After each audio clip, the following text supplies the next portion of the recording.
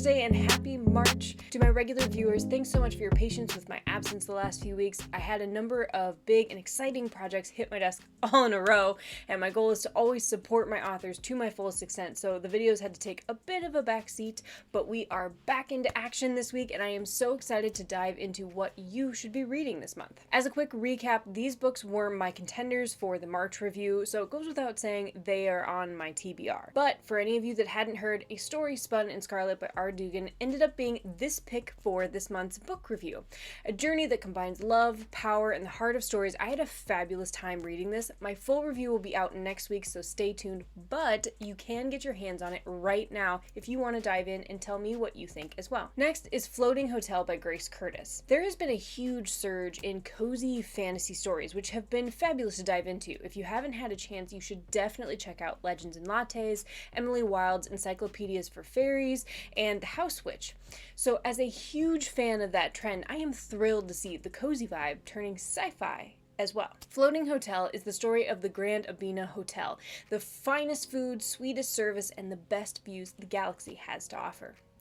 As such a luxury, it is an absolute magnet for intrigue. Why are there love poems in the lobby inbox? How many Imperial spies are on board? And perhaps most important, who is driving the ship? Which I feel like I would demand to know before getting on, but you know, that's just me.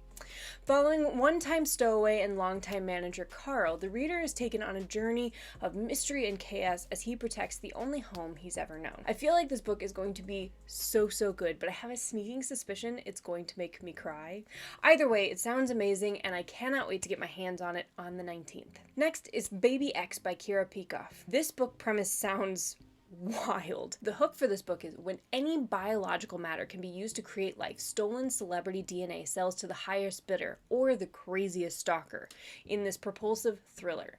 And that is mind-blowingly terrifying because it feels so real, if still like futuristic, but such a real possibility that I had to put this on my list. It's also pitched with comps like Gattaca meets Black Mirror, and while I think those comps are perfect to describe this, they do feel a bit old. I'm curious, leave a note in the comments. How many of you know what Gattaca is?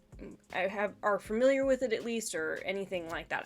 I'm very curious. Anyway, Baby X is in the near future United States, where advanced technology can create egg or sperm from any person's cells. Celebrities face an alarming potential of meeting biological children they have never conceived. Famous singer Trace Thorn is tired of being targeted by The Vault, a black market site devoted to stealing DNA. Sick of paying ransom money for his own cell matter, he hires biosecurity guard Ember Ryan to ensure his biological safety.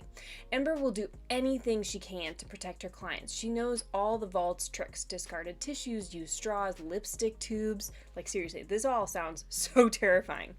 And has prevented countless DNA thefts. Working for Thorn, her focus becomes split when she begins to fall for him.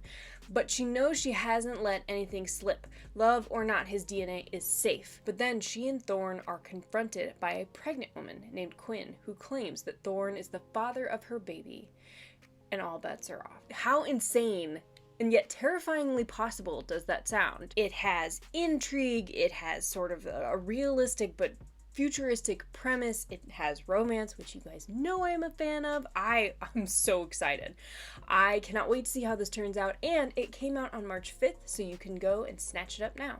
And finally, we have The Poisons We Drink by Bethany Baptiste. I love when fantasy and urban fantasy meld to make the connection between potions, magic, and how they could cross over into a sort of a darker narcotics vibe. It very much gives vibes of Prospero's War by J. Wells, if you're familiar. If not, I highly recommend anything by J. Wells. Anyway, The Poisons We Drink tells the story of a country divided between humans and witchers. Venus Stoneheart hustles as a brewer, making illegal love potions to support her family. Love potions is a dangerous business. Brewing has painful, debilitating side effects, and getting caught can mean death or a prison sentence. I would have reversed that, said prison sentence or death to sort of end that hook. We're not going to go into writing copy today. Anyway, but what Venus is most afraid of is the dark, sentient magic within her. Then, When an enemy's iron bullet kills her mother, Venus's life implodes. Keeping her reckless little sister Janice safe is now her responsibility. When the powerful Grand Witcher, the ruthless head of her coven, offers Venus the chance to punish her mother's killer, she has to pay a steep price for revenge. The cost: brew poisonous potions to enslave DC's most influential politicians. As Venus crawls deeper into the corrupt underbelly of her city, the line between magic and power blurs, and it's hard to tell who to trust, herself included. This book has politics, magic, family, illegals, high risks, and more. It sounds like everything I'm looking for in an urban fantasy, which surprisingly can be hard to find nowadays. And this also came out on the 5th, so you can go check it out now. Those are my top picks for this month. What are you reading? Anything I should add to my TBR? Let me know. Leave a comment below. And now, what to read for April. I've chosen these titles. Check out the links below to vote on what I should read and review for next month. Don't forget to like and subscribe so you don't miss a video, and until next time, keep reading.